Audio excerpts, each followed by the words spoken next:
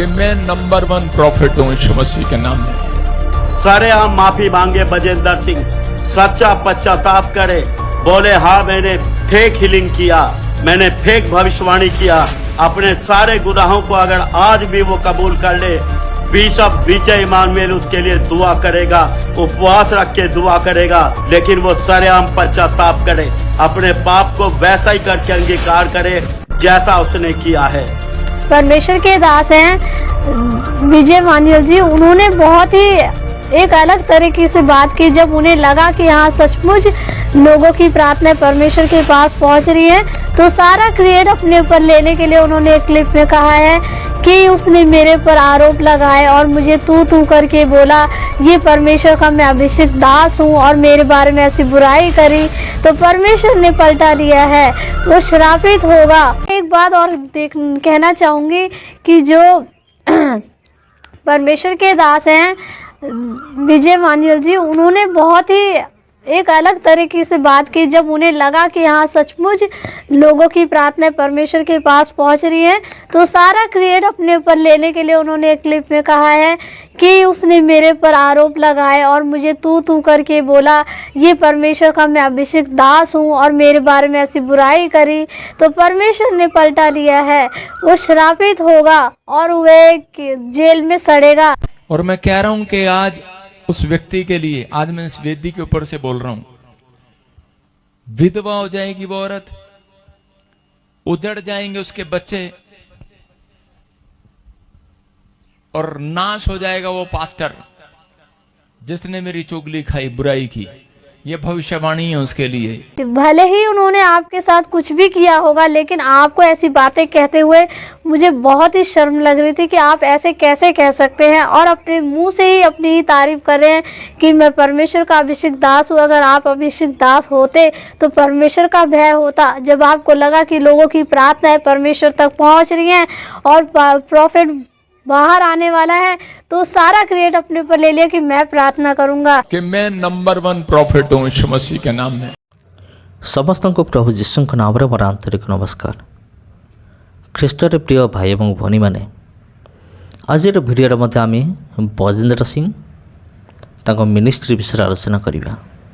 आपण थंबनेल जहाँ देखिले ताकू लेकिन आज आम मैंने आलोचना करवा। बजेंद्र सिंह निमंते लोक मैंने एते पागल आज मध्य बजेंद्र निमंते किसी भी से करिपारन्ते।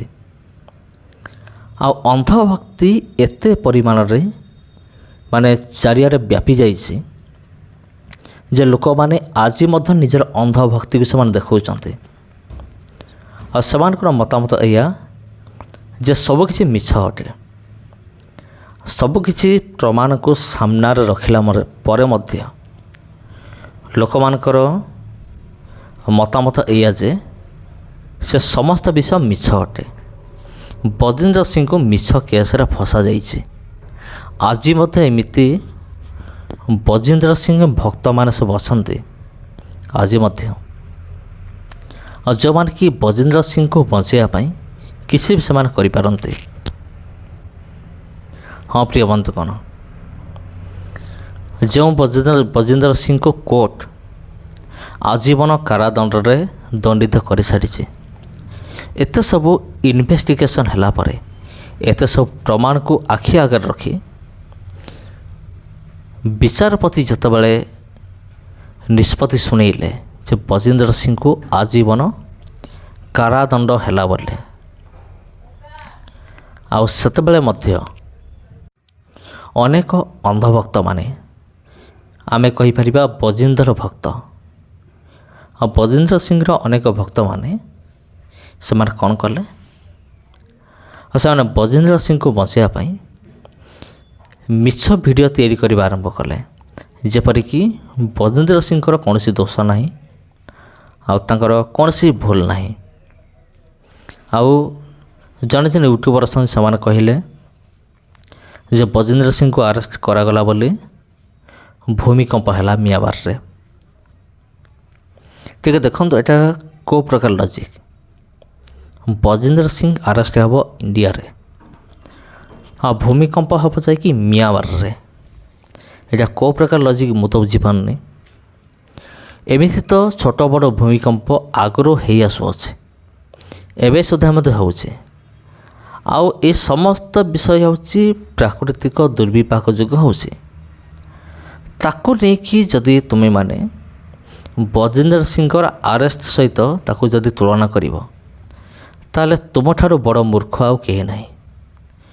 ମୁଁ ଏକଥା କହୁଛି, ବଜେନ୍ଦ୍ର ଭକ୍ତ ମାନେ ବଜେନ୍ଦ୍ର ସିଂଙ୍କୁ ଯେଉଁମାନେ ଭକ୍ତି କରନ୍ତି, ଆଉ ସେଇମାନଙ୍କୁ ମୁଁ କହୁଅଛି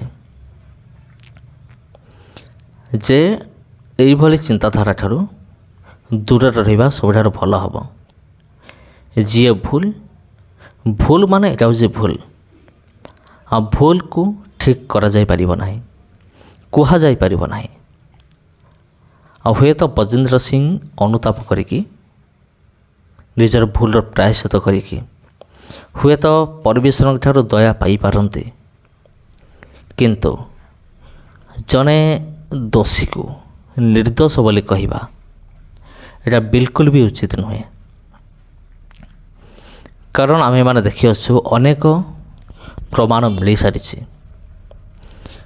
2018 ମସିହାରୁ ତା ପୂର୍ବରୁ ମଧ୍ୟ ଏପର୍ଯ୍ୟନ୍ତ ବଜେନ୍ଦ୍ର ସିଂ ଅନେକ ପ୍ରକାର କେସ୍ରେ ଫସିକି ଅଛନ୍ତି, ଆଉ ତାଙ୍କ ଉପରେ ବିଭିନ୍ନ ପ୍ରକାର ଧାରା ସବୁ ଲଗାଯାଇଛି। ମୁଁ ସେଦିନ ଦେଖୁଥିଲି ନ୍ୟୁଜ୍ରେ 8ଟି ଦଫା ତାଙ୍କ ନାଁରେ ଲାଗିଛି। ଗୋଟେ ଦଫାରେ ତ ସେ ଭିତରେ ଅଛନ୍ତି, ଆଉ ବାକି ରହିଛି 7ଟି ଦଫା, 7ଟି କେସ୍ ତାଙ୍କ ନାଁରେ ଆଉ ଅଛି। ଆଉ ଏଇ ସମସ୍ତ ବିଷୟକୁ ଯଦି କେସ୍ କରାଯିବ, ଆଉ ମର୍ଡର କେସ୍ ମଧ୍ୟ ଅଛି। ଆଉ ଅନେକ କହନ୍ତି ଯେ ବଜେନ୍ଦ୍ର ସିଂ ଆଉ ଅନେକ ଲୋକମାନଙ୍କୁ ମର୍ଡର କରିକି ତା ସମାଧି କରିଦେଇଛି ଅନେକ ଲୋକମାନଙ୍କର। ଆଉ ଏଇ ବିଷୟକୁ ମଧ୍ୟ ଇନକ୍ୱାରି ଲଗା ହେଇଛି, ଇନକ୍ୱାରି ବସିଛି। ଆଉ ସତ୍ୟାସତ୍ୟ ଜଣାପଡ଼ିଯିବ ପ୍ରକୃତରେ ଏଇଟା କେତେ ଦୂର ସତ୍ୟ। ୟାର ମଧ୍ୟ ଇନଭେଷ୍ଟିଗେସନ୍ ହେବ। ଏମିତି ନୁହେଁ ଯେ ଖାଲି ଏମିତି ସେମିତି ମାନେ ଜଜ୍ କହିଦେବେ ଯେ ତୁମେ ଦୋଷୀ ବୋଲି, ସେମିତି ନୁହେଁ।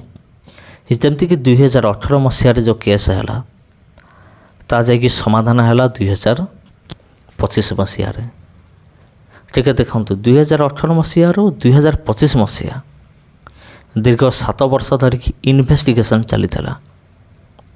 ତେବେ ପ୍ରିୟ ବନ୍ଧୁଗଣ, କିନ୍ତୁ ଆଜିର ଦୁନିଆରେ ଆମେ ଦେଖିବା, ଆଜିର ଭାରତବର୍ଷରେ ଅନେକ ବଜେନ୍ଦ୍ର ସିଂ ଭକ୍ତମାନେ ସେମାନେ ବଜେନ୍ଦ୍ର ସିଂଙ୍କୁ ବଞ୍ଚାଇବା ପାଇଁ କିଛି ମଧ୍ୟ ସେମାନେ କହିପାରନ୍ତି, କହିଦିଅନ୍ତି। ତେବେ ସମସ୍ତଙ୍କୁ ପ୍ରଭୁ ଯୀଶୁଙ୍କ ନାମରେ ମୋର ଆନ୍ତରିକ ନମସ୍କାର। ଆଉ ଆଜି ପାଇଁ ଏତିକି।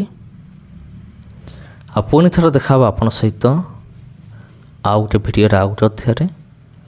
ଆଗାମୀ ଭିଡ଼ିଓରେ ମଧ୍ୟ ଆମେମାନେ ବଜେନ୍ଦ୍ର ସିଂ ରିଲେଟେଡ଼୍ ଅନେକ ବିଷୟ ଆମେମାନେ ଆଲୋଚନା କରିବା। ଆଉ ଆଜି ଏଇଠାରେ ମୁଁ ବିଦାୟ ନେଉଛି। ସମସ୍ତଙ୍କୁ ପ୍ରଭୁ ଯୀଶୁଙ୍କ ନାମରେ ମୋର ଆନ୍ତରିକ ନମସ୍କାର।